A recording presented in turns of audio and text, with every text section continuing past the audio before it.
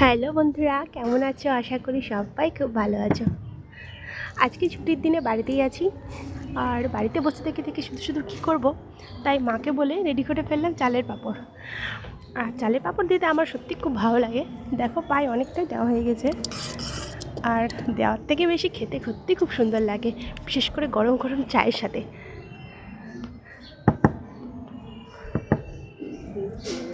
বাবা ফোন ধুয়ে চলে গেছে।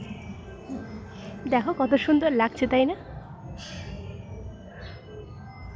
তোমাদের কার কার চালের পাঁপড় খেতে ভালো লাগে আমাকে প্লিজ জানিও। এই যে মা কালকে এখানে আলুর পাঁপড়ে দিয়েছে একা,